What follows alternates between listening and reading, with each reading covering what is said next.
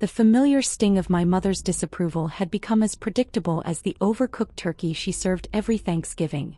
At 29, I'd learned to navigate these family gatherings with the same strategic patience I used in boardrooms, though my family had no idea about the latter.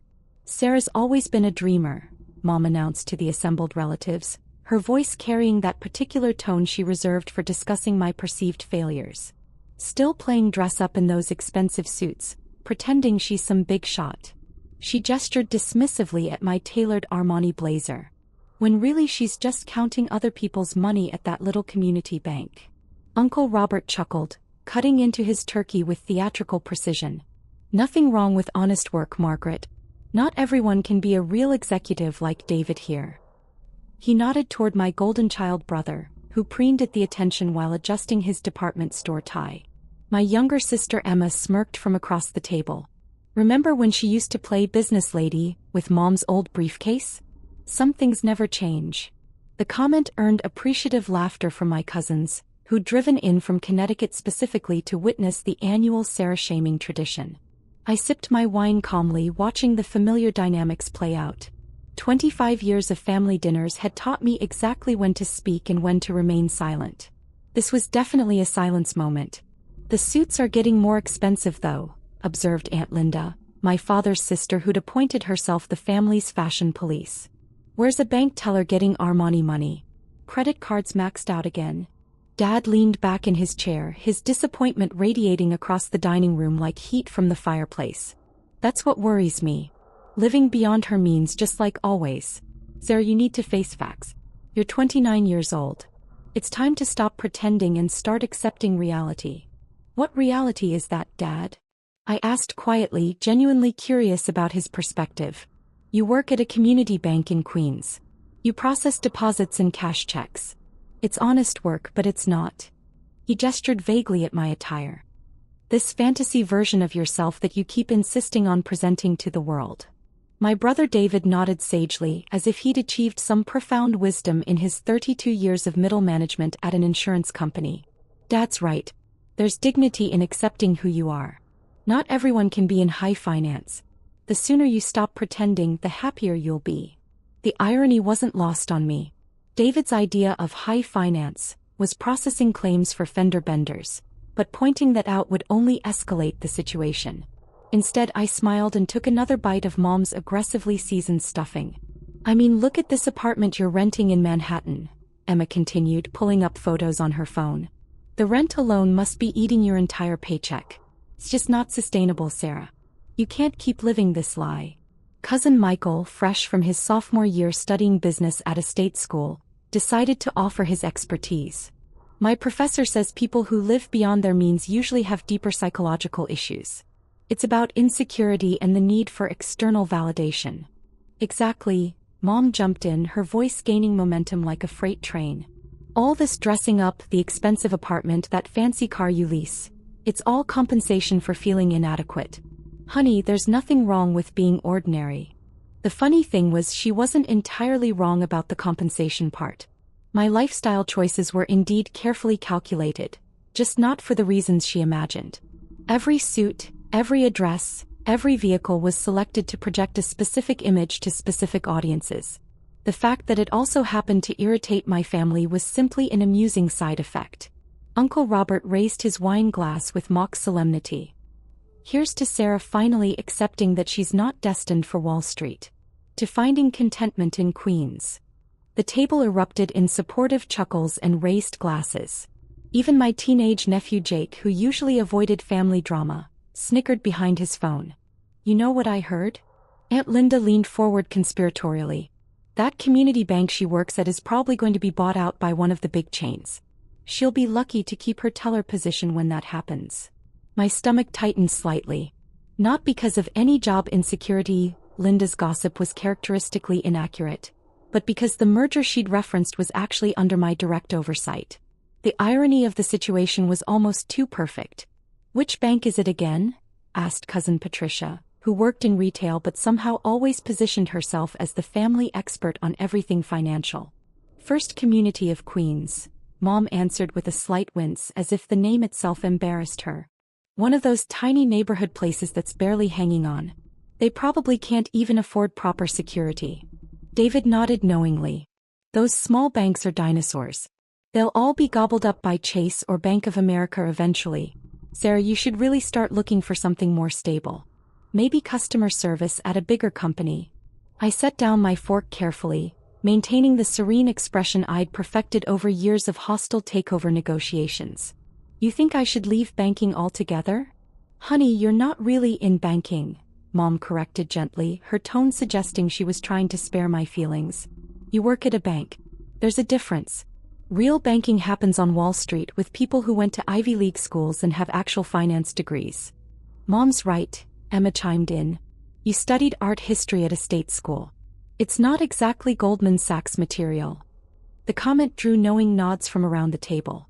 The Goldman Sachs reference almost made me smile. If Emma only knew how often I'd walked through those familiar glass doors on West Street, how many times I'd sat in conference rooms on the 43rd floor discussing billion-dollar deals while sipping coffee from cups bearing that distinctive logo. Speaking of Goldman, Uncle Robert interjected, did you see that article about their latest merger? Something like $8 billion. That's the kind of money we're talking about in real finance. Not counting 20s at a community bank window. Actually, it was $8.7 billion and I'd personally spent 6 months structuring the deal. But correcting Robert would require explanations I wasn't ready to provide. Instead, I nodded politely and reached for the cranberry sauce. The suits really are beautifully tailored though, admitted Cousin Patricia with grudging admiration. Where do you shop? I mean, before you have to start budgeting more realistically. Various places, I replied vaguely. The truth was that most of my professional wardrobe came from a personal shopper who understood the specific requirements of C-suite presentations and client dinners, but that level of detail would only fuel more speculation about my supposed financial irresponsibility. Dad cleared his throat, preparing for what I recognized as his traditional Thanksgiving lecture. Sarah, your mother and I have been talking. We're worried about your future. This fantasy lifestyle isn't sustainable. You need to start making practical decisions. What kind of decisions? I asked, genuinely curious about their recommendations. Move back to Queens permanently. Find a nice apartment you can actually afford. Maybe meet someone who works in a similar field. Another bank employee or an accountant. Someone realistic about life expectations. The suggestion that I should date within my perceived socioeconomic bracket was particularly amusing, considering my last relationship had been with a federal judge who'd ultimately found my work schedule too demanding. But explaining that would require revealing details about why federal judges and I moved in the same professional circles. And stop wearing those expensive suits to a teller job, Mom added. It makes your coworkers uncomfortable. Dress appropriately for your position. Emma leaned forward with sudden excitement. Oh, speaking of positions, guess who got promoted to assistant manager at her marketing firm? She paused dramatically. Me. Starting salary is $48,000 plus benefits. The table erupted in congratulations and praise for Emma's achievement. I genuinely smiled, pleased to see my sister advancing in her career, even as the implicit comparison hung heavy in the air. Now that's realistic progress, Dad beamed. Working your way up through hard work and appropriate expectations. Sarah, you could learn something from your sister's approach. Uncle Robert raised his glass again. To Emma. Finally, an example of actual success in the family. As they toasted Emma's promotion, my phone began buzzing against my leg. I glanced discreetly at the screen and saw the distinctive caller ID that always sent a small jolt of adrenaline through my system, even after 3 years in this position. Excuse me, I said quietly, starting to rise from the table. Oh no, Mom's voice sharpened.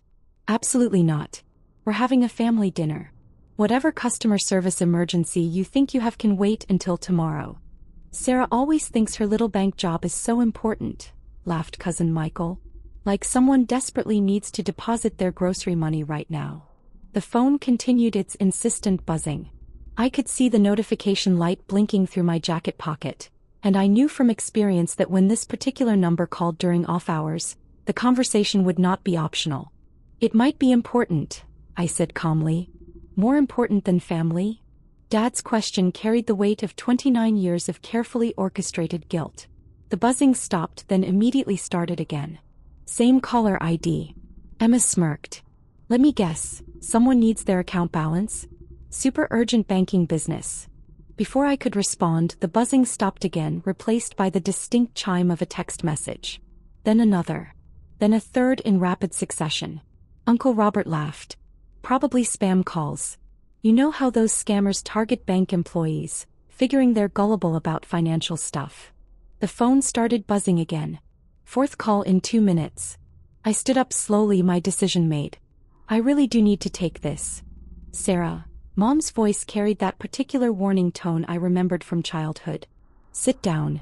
Stop being dramatic about your minimum wage job.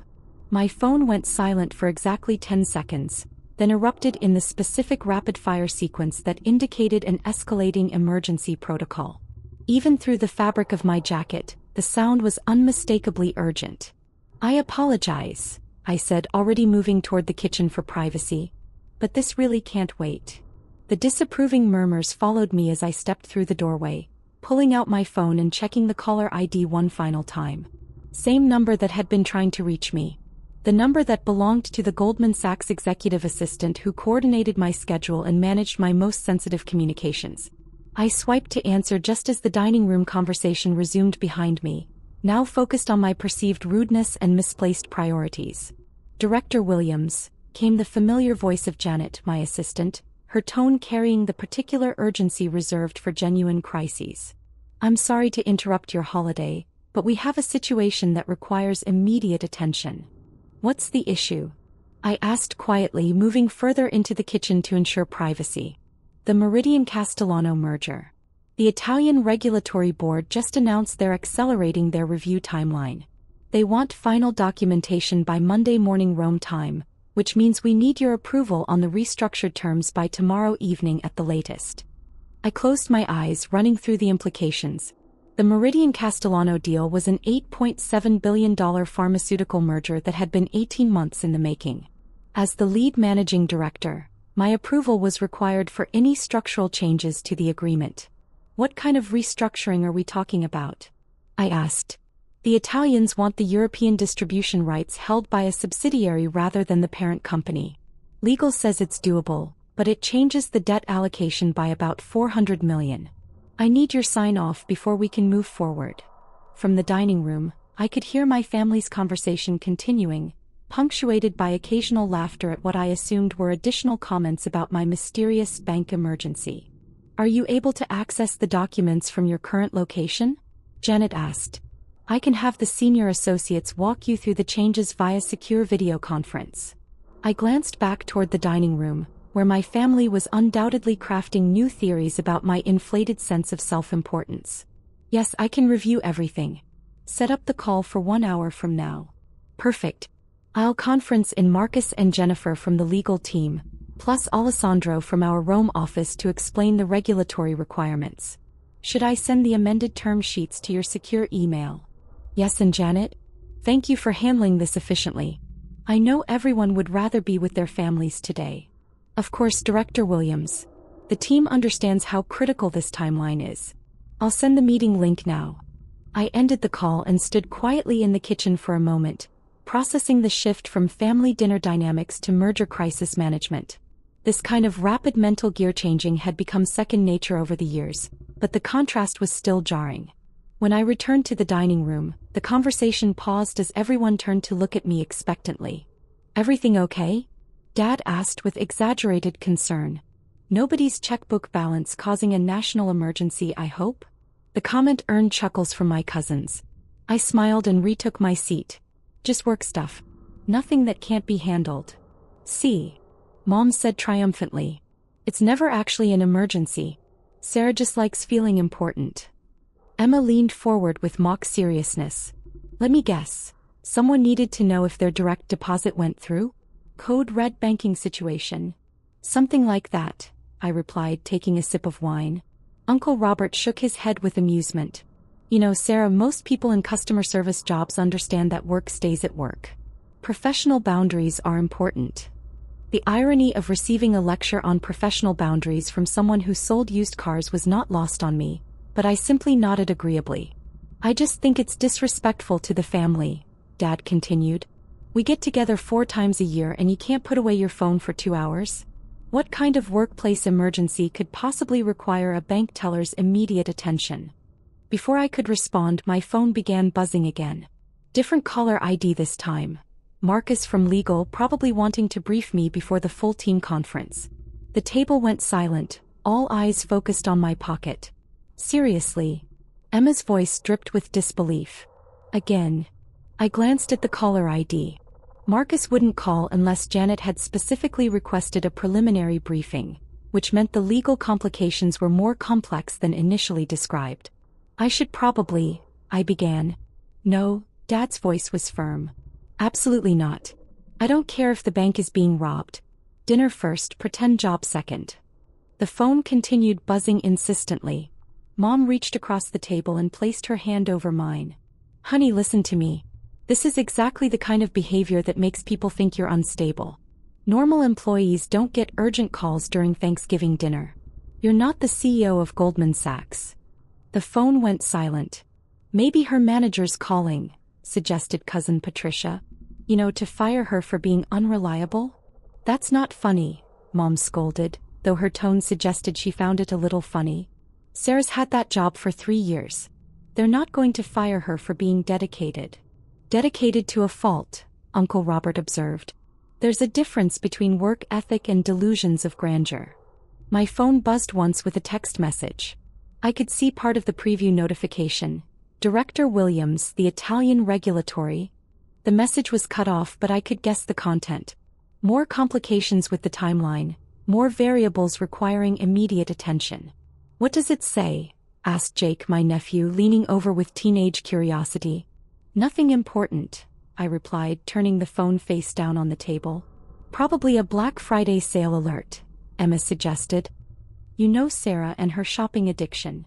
The conversation drifted back to other topics. Emma's promotion, David's upcoming vacation, Mom's bridge club drama, while I mentally calculated timelines. If the Italian regulators were accelerating their review, the ripple effects would extend beyond just our documentation.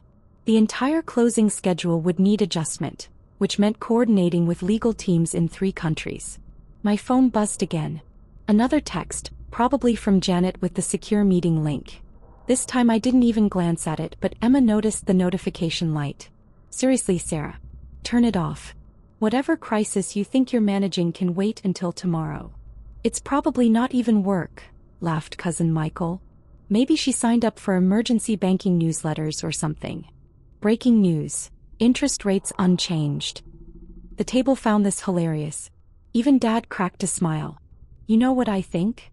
Aunt Linda set down her wine glass with authority. I think Sarah's phone is set to get notifications from some financial news app, and she's pretending they're work calls to seem important. That would actually make sense, David nodded thoughtfully. Remember how she used to pretend her college professors were calling her for advice?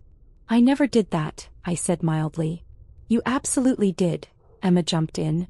Senior year, you told everyone your art history professor wanted your opinion on some museum acquisition. Because he did. Sarah, no college professor needs a student's opinion on professional museum business, Mom explained patiently. Just like no bank needs a teller's opinion on major financial decisions. My phone buzzed again. Longer this time, definitely a call, not a text. The entire table stared at me expectantly. Answer it, Dad said suddenly. Go ahead. Show us this incredibly important bank emergency that can't wait until tomorrow. His tone suggested he was calling what he perceived as my bluff. The family leaned forward slightly, anticipating the reveal of whatever mundane customer service issue had been interrupting their dinner. I looked at the caller ID. Janet again, which meant the situation had probably escalated further. Okay, I said calmly, swiping to answer and putting the phone on speaker. Hello. Director Williams? Janet's voice filled the dining room, clear and professional. I apologize for the continued interruptions, but the Meridian Castellano situation has become more complex. The Italian Regulatory Board is requiring additional documentation that will impact the debt restructuring we discussed. The table went completely silent. I could hear the faint sound of my father's breathing. What kind of additional documentation? I asked, my voice shifting unconsciously into the tone I used for high-stakes negotiations. They want detailed projections for the European distribution subsidiary, including 3-year revenue forecasts and risk assessments. Legal says it's going to require input from both the London and Rome offices. I have Marcus standing by to walk you through the changes, and Alessandro is available for the regulatory requirements. I could feel my family's eyes on me, but I focused on the call. What's our timeline for submission? Monday morning Rome time, which gives us about 60 hours including the weekend. I know it's not ideal timing, but the client is adamant about maintaining the closing schedule. Understood. Set up the full team conference for. I glanced at my watch. 2 hours from now. I'll need the amended term sheets, the regulatory filing requirements, and a briefing document on the Italian board's concerns. Already prepared and sent to your secure email. I'll send the conference link within the next 10 minutes. Perfect. And Janet? Make sure the London team understands this is priority 1.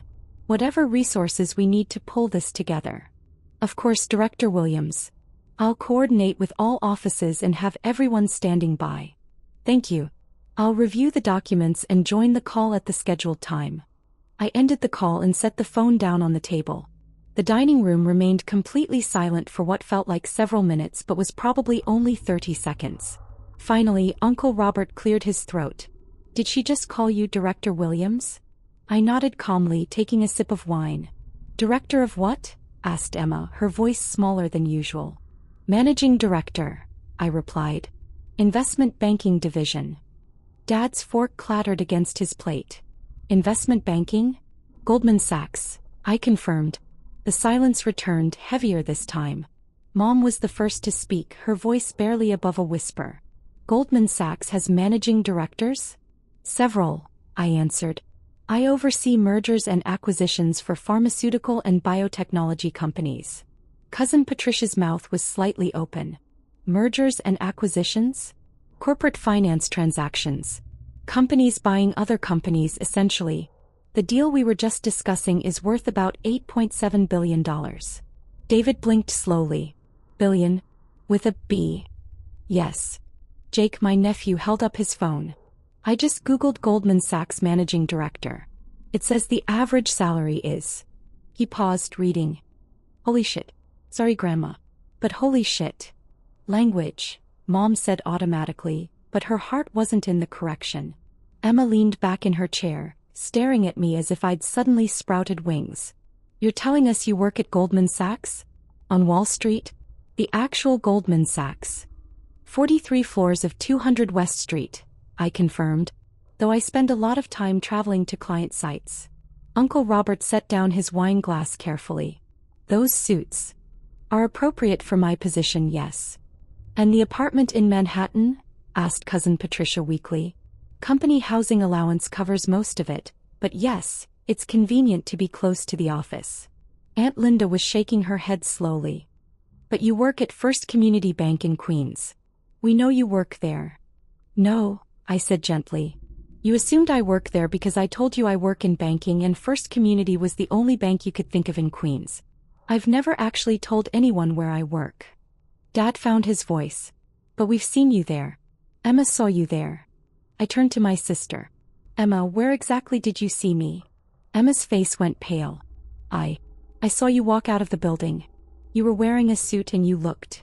She trailed off. I was probably leaving a meeting. Goldman has been considering acquiring First Community as part of a larger neighborhood banking strategy. I've been there several times over the past year for due diligence reviews. The information settled over the table like a heavy blanket. Due diligence reviews, Mom repeated faintly. Essentially, we evaluate whether smaller banks are worth purchasing and incorporating into larger financial networks. First Community is, well, it's exactly what Uncle Robert said. A small neighborhood bank that's struggling to compete. Uncle Robert looked like he might be sick. You're going to fire everyone who works there. We're going to optimize operations, which unfortunately often includes workforce reductions. It's not personal, it's business efficiency. My phone buzzed with another text. I glanced at it quickly. The meeting link just arrived. I should probably start reviewing the documentation. Wait, Dad said urgently. Wait, just explain this. How did we not know? I considered the question carefully. You never asked. You made assumptions based on limited information and I never corrected those assumptions. But why? Mom's voice was plaintive. Why would you let us think you were just a bank teller?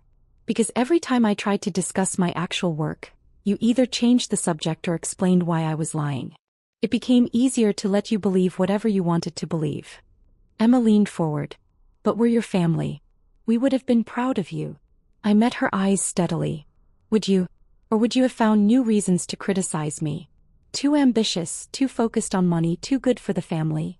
The question hung in the air unanswered. My phone started buzzing again, an actual call this time. I really do need to take this, I said, standing up. The Italian regulatory situation is time-sensitive and $8.7 billion of client money is depending on us resolving it correctly. As I walked toward the kitchen, I heard Cousin Michael's voice behind me. Did she just say $8.7 billion? Director Williams, I answered the phone. Sarah, it's Marcus from legal. I wanted to brief you before the full team call. The Italians are being more demanding than we initially thought. What kind of demands? They want the subsidiary structure to include specific governance provisions that weren't in the original agreement. It's going to require renegotiation with both sides. I leaned against the kitchen counter, shifting fully into work mode. Do we have leverage for renegotiation? The buyer is more motivated than the seller at this point, so we might be able to push the governance issue back onto them. But it's going to require some creative structuring. Send me the specific language they're requesting. I'll review it before the call and we can discuss options. Already in your inbox. Also, Janet wanted me to mention that the Times is planning to run a story about the merger on Sunday. They're calling it one of the largest pharmaceutical deals of the year. Let's hope we have something finalized before they publish. I'd rather not read about our failures in the business section. Marcus laughed. Understood. See you on the call in an hour. I ended the conversation and remained in the kitchen for a moment, mentally organizing my approach to the regulatory challenges. Through the doorway, I could hear my family's voices in urgent, hushed conversation. When I returned to the dining room, the atmosphere had completely changed. Instead of dismissive amusement, I was met with careful attention and something that looked almost like nervousness. Everything okay with your deal? Dad asked tentatively. It will be. These things are complicated, but that's why we're paid to handle complications. Mom cleared her throat delicately. Sarah, honey, about what we said earlier. You said what you believed to be true based on the information you had, I replied calmly. No apologies necessary. But we should have asked more questions, Emma said. We should have been more supportive. I sat down and smiled at her. You were supportive of who you thought I was. That's not nothing. Uncle Robert was staring at me with obvious discomfort. Sarah, I owe you an apology. All that talk about accepting reality. You were giving advice based on what you understood about my situation. It wasn't bad advice for a bank teller. But you're not a bank teller, he said quietly. No, I'm not. Aunt Linda leaned forward. Can I ask, how much do you make? Linda. Mom scolded. It's okay, I said. Base salary is around $400,000. With bonuses and equity compensation, total annual compensation usually runs between $1.2 and $1.8 million, depending on the year. The number landed like a physical blow. Several people actually recoiled. Jake held up his phone again. I'm looking at apartments in Manhattan. For that kind of money she could afford. He scrolled through listings. Pretty much anything. The company housing allowance helps, I confirmed. Goldman takes care of its managing directors fairly well. David was shaking his head slowly. $1.8 million. In a good year. This year is looking to be above average. Because of the $8 billion deal? Asked Cousin Patricia. That's one of several major transactions. The pharmaceutical sector has been very active lately. Mom was looking at me as if seeing me for the first time. You handle billion-dollar deals? Usually several simultaneously. Currently, I'm primary on 4 deals ranging from $2.3 billion to $12.6 billion. The Meridian Castellano is in the middle range. $12 billion, Dad repeated faintly. My phone buzzed again. This time it was a calendar notification. team conference in 45 minutes. I should probably start reviewing the documentation, I said. The regulatory changes are fairly complex. Of course, Mom said quickly. You should, yes of course. I stood up then paused. Thank you for dinner. The turkey was delicious and I enjoyed spending time with everyone. Sarah, Emma called as I started to leave. Are you upset with us? I turned back to face the table. No. You're my family and I love you. Nothing about that has changed. But we were so awful to you, Aunt Linda said. All those comments about your suits and your apartment. You were working with incomplete information. It happens. Will you? Mom hesitated. Will you still come to Christmas dinner? I smiled. I wouldn't miss it, though I might have to take a few work calls. Of course, Dad said quickly. Whatever you need for your work. As I gathered my things, I could hear them resuming their conversation in hushed, amazed tones. Terms like managing director and billion-dollar deals floated through the doorway as I collected my coat. Before leaving, I returned to the dining room one final time. I'll probably be in the office tomorrow working on the Italian situation, but I'll call Mom on Sunday to check in. The office, Uncle Robert repeated. Goldman Sachs' office. That's right. On Wall Street, he added as if confirming the reality. West Street actually. But close enough. Emma stood up suddenly and hugged me tightly. I'm proud of you, she whispered. I'm sorry it took me so long to say it. Thank you, I whispered back. That means a lot. As I drove back to Manhattan, my phone rang through the car's Bluetooth system. Janet's voice filled the vehicle. Director Williams? I wanted to confirm you received the meeting materials. The team is assembled and ready to begin whenever you are. Perfect. I'll be in my apartment in 20 minutes. Give me 30 minutes to review everything and then we can start the call. Understood. Also, I took the liberty of ordering dinner for the entire team. It's going to be a long night. Good thinking. And Janet? Make sure everyone knows I appreciate them giving up their holiday evening for this. Of course, they understand how important this deal is. As I navigated through the surprisingly light Thanksgiving traffic, I reflected on the evening's events. My family's reaction had been about what I'd expected. Shock, followed by a kind of nervous recalibration of their understanding of who I was. The funny thing was, nothing had really changed. I was still the same person who'd sat down to dinner 2 hours earlier. The only difference was information. Information that had always been available if they'd asked the right questions. By the time I reached my apartment building, I was already mentally shifting gears from family dynamics to regulatory compliance strategies. The doorman greeted me with his usual professionalism, and I took the elevator to the 34th floor, where my home office waited with its multiple monitors and secure network connections. I had 45 minutes to review complex legal documentation and prepare for a multi-jurisdictional conference call that would determine the fate of an $8.7 billion transaction. It was exactly the kind of challenge I'd been trained for, exactly the kind of pressure I thrived under. As I settled into my desk chair and pulled up the first document, my phone chimed with a text from Emma. Still can't believe my sister is a Goldman Sachs managing director. Mom is Googling you right now. I smiled and set the phone aside. There would be time for family adjustments later. Right now I had work to do. The Italian regulatory requirements spread across my screen in dense legal language, and I began the process of translating bureaucratic demands into actionable business solutions. This was what I did, what I was genuinely good at, turning complex problems into elegant financial structures. In 6 hours I would be on a conference call with lawyers in Rome, compliance officers in London and client representatives in 3 time zones, all working together to preserve a deal that would reshape the global pharmaceutical industry. My family was just beginning to understand that their quiet, well-dressed daughter who never talked about work was actually one of the people who moved billions of dollars around the global economy. It would take them time to adjust to that reality. But for now, I had regulatory requirements to review and a merger to save. The rest could wait until after we'd satisfied the Italian authorities and closed the deal. After all, $8.7 billion was depending on it.